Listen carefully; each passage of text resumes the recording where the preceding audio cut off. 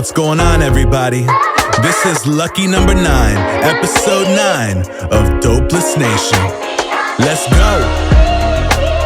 Yeah. All right. Welcome back, y'all. Welcome back. I'm really glad you're tuning in this week. Last week was kind of cool, but this week is even better.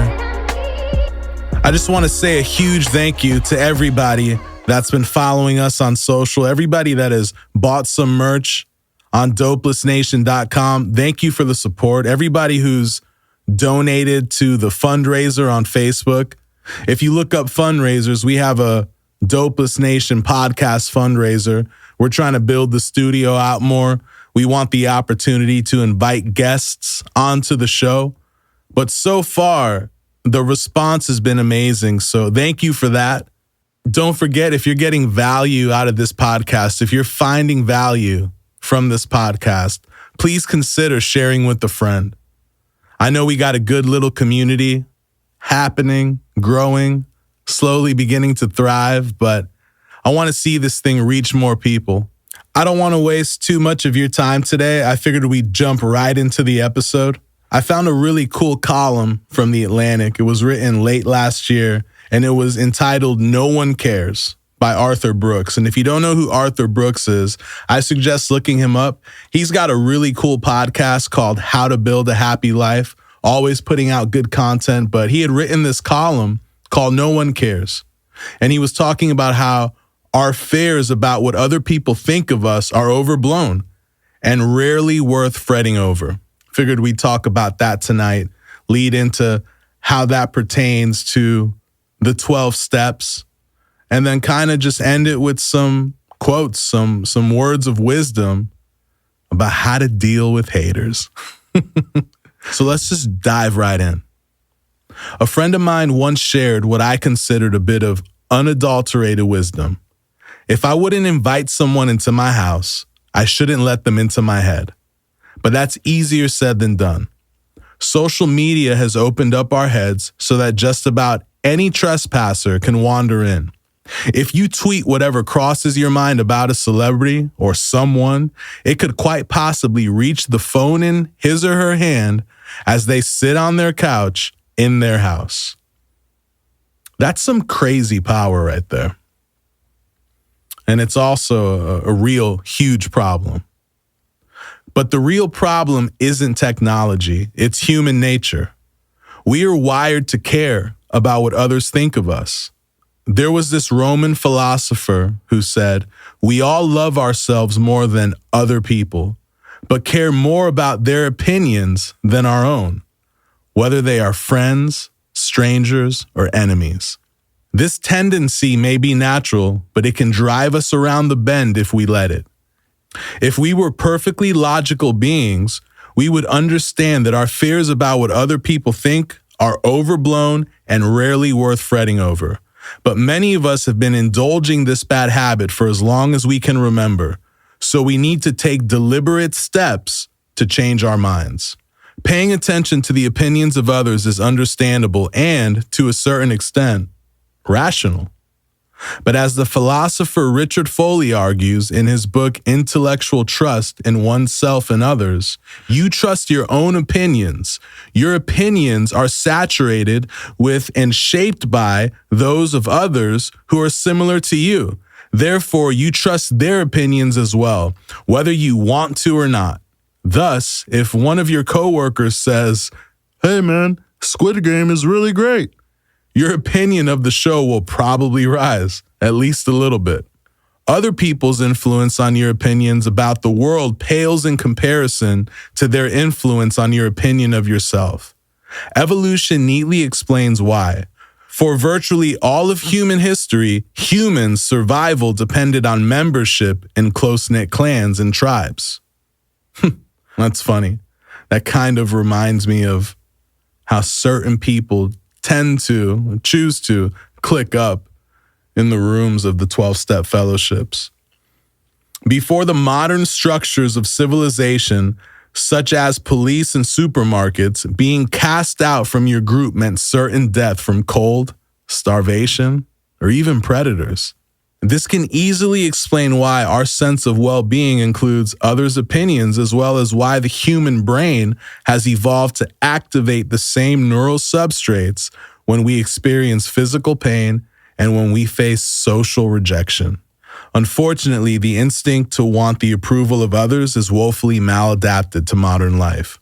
Where once you would have justifiably felt the terror of being expelled onto the frozen tundra, today you might suffer acute anxiety that strangers online will cancel you, quote unquote, for an ill-considered remark, or a passerby will snap a photo of a poor outfit choice and mock it on Instagram for all to see. Or fear of being judged by opening your mouth in a 12-step meeting. It's crazy. In the worst cases, anxiety about the approval of others can blow up into a debilitating fear, a diagnosable psychological condition called allodoxophobia. Don't know if I said that right. Don't care. Even if it doesn't become a mental illness, worrying about the opinions of others can lower your basic competence in ordinary tasks, such as decision-making. When you're thinking of what to do in a particular situation, say like sharing in a meeting, a network in your brain that psychologists call the behavioral inhibition system is naturally activated, which allows you to assess the situation and decide how to act, with a particular focus on the costs of acting inappropriately. When you have enough situational awareness, the BIS is deactivated and the behavioral activation system, BAS, which focuses on rewards, kicks in. But research from 2013 shows that concern about the opinions of others can keep BIS active. And what that does is impair your ability to take action. If you always leave an interaction kicking yourself over what you should have said but didn't, it may indicate that you are being unduly influenced by concern over what others think. Listen, one reason we fear others' opinions is because negative assessments can lead to shame, which is the feeling of being doomed, worthless, incompetent, dishonorable, even immoral. We give too much weight when we place other people's opinions all over ourselves. Fearing shame makes sense because research clearly shows that feeling it is both a symptom of and a trigger for depression and anxiety.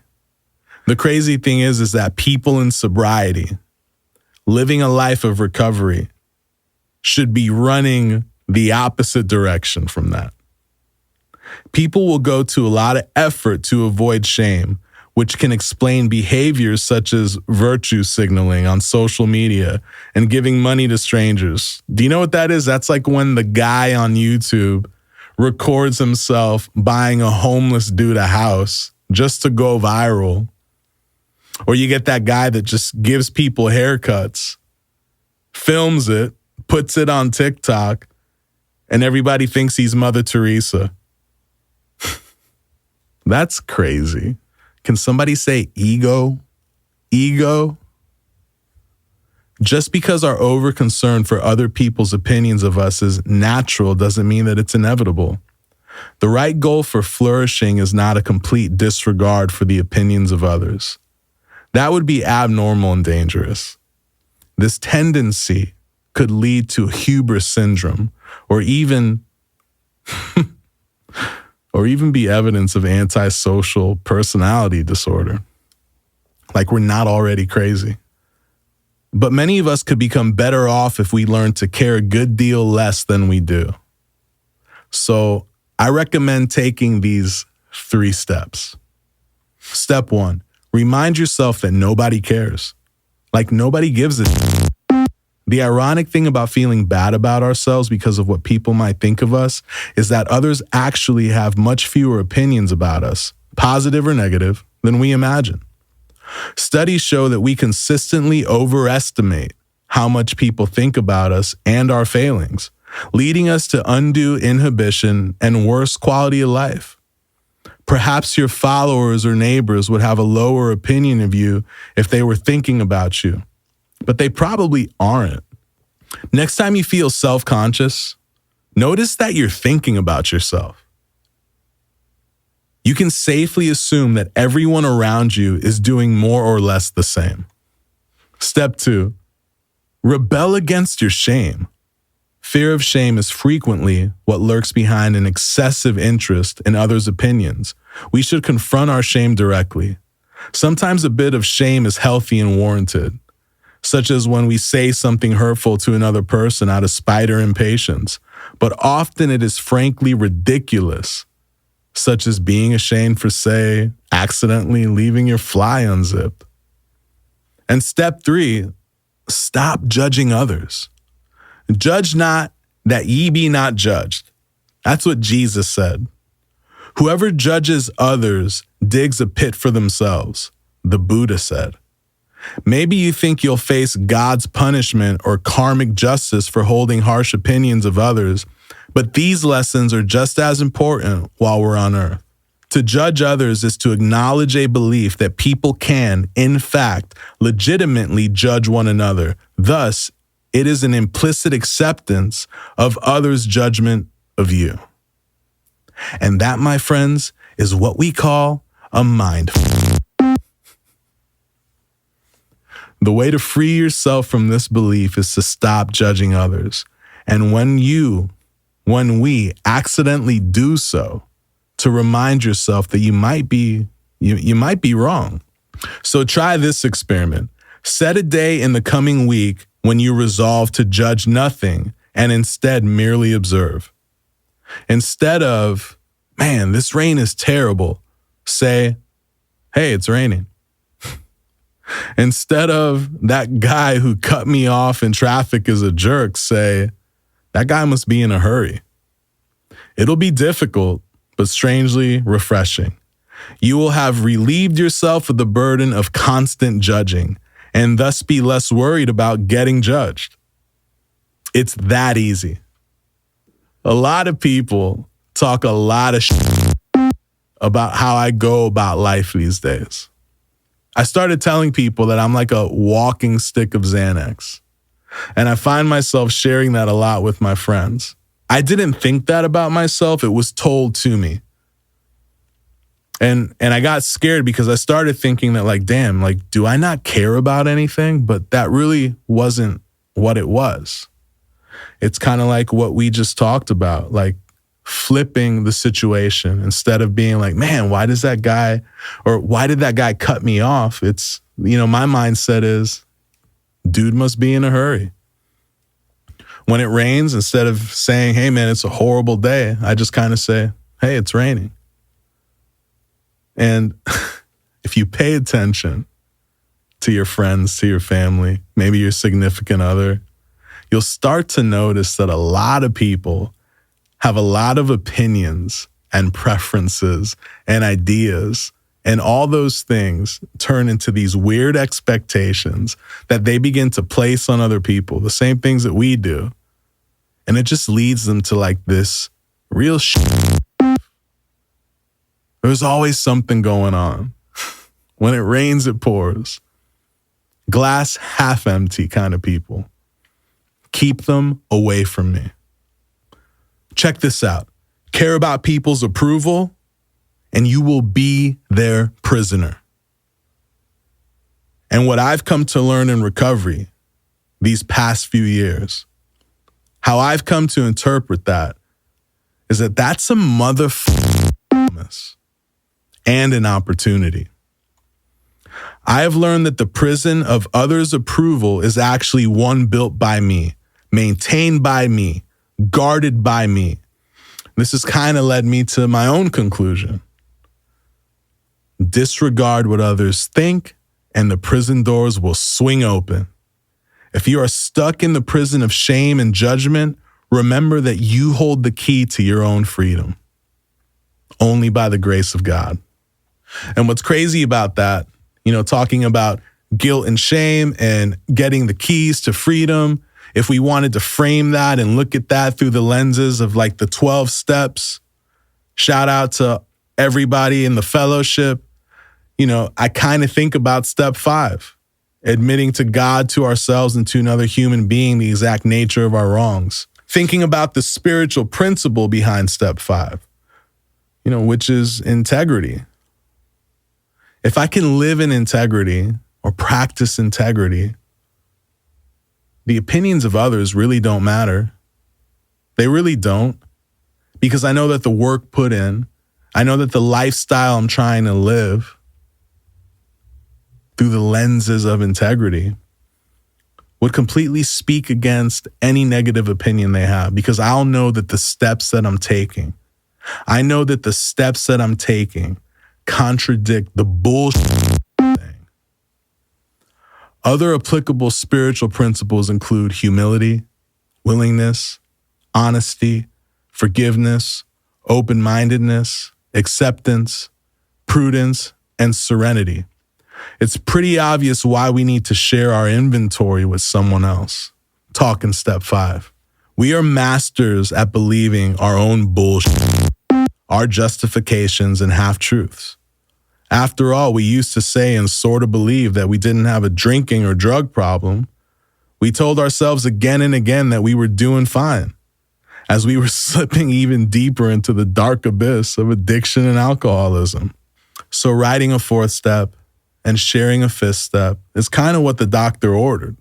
It's exactly the medicine I need if I'm practicing, trying not to care about other people's opinions on me, because my ego has been deflated in such a healthy way that stuff kind of doesn't matter. Admitting to God, to ourselves, and to another human being the exact nature of our wrongs seems difficult, especially discussing our embarrassing defects and behavior with another person. Many newbies think they've done well enough in admitting these things to themselves. Not so in practice. We find a solitary self-appraisal to be quite insufficient. We now realize it is necessary to go much further. We will be more comfortable and willing to discuss these things with another person when we understand there are very good reasons to do so. The most important reason first, if we skip this vital step, we may not overcome our drinking and drugging. Time after time, newcomers have kept certain facts about their lives to themselves. Almost invariably, they got drunk or high. Later, they wondered why they relapsed. It's probably because they never thoroughly cleaned house. They took some inventory, but hung on to some of the darkest, most embarrassing items in stock. They had not learned enough about humility, honesty, and willingness. Integrity means being honest and having strong moral principles. Moral uprightness. It is generally a personal choice to hold oneself to consistent moral and ethical standards. Integrity is doing the right thing for the right reasons, even when no one is watching. Integrity is taking the higher road in an argument or disagreement, allowing others to save face. Integrity is keeping my mouth shut when I know there's a bunch of people talking shit. Integrity includes choosing to be happy instead of being right. It's living by a higher standard.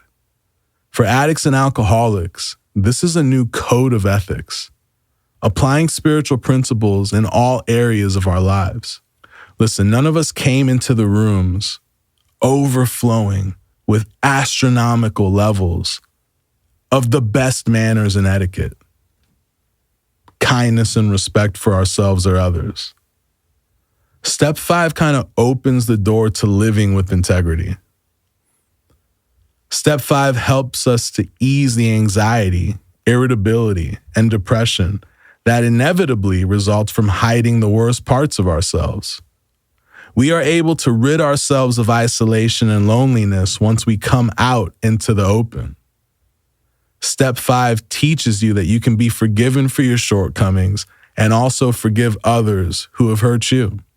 People often feel a huge weight lifted off their shoulders when they honestly and thoroughly confide in another. Step 5 is much more than merely reading our 4th step to another person. A good 5th step includes revealing your most embarrassing, tormenting, distressing memories to another person, usually your sponsor. It is crucial to be as honest as possible with the individual hearing our 5th step. We look closely at who we are and what we would like to become as we move forward with our sober living. And go all the way. Be vulnerable. Don't hold back. Your sponsor or that person will usually talk about his or hers past as well, having done many of the same dumb things you did. They'll possibly note some of your most glaring character defects that kept popping up as well. We accept advice from our sponsor with an open mind. This will allow us to move on with the other steps in a place of humility.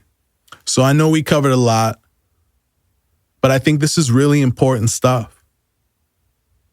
A lot of times I missed that mark, so much so that I just could not stop caring about what other people thought about me.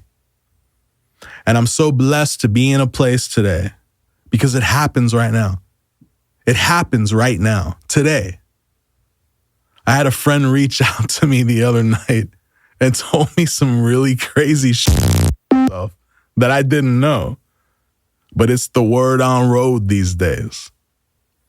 And I had two options at that point. I could either state my case and defend myself or keep it moving. Because it says a lot more about the person doing the than it does about me. So let's wrap this thing up. Here's some words of wisdom. And we'll meet back here next week and talk about something else.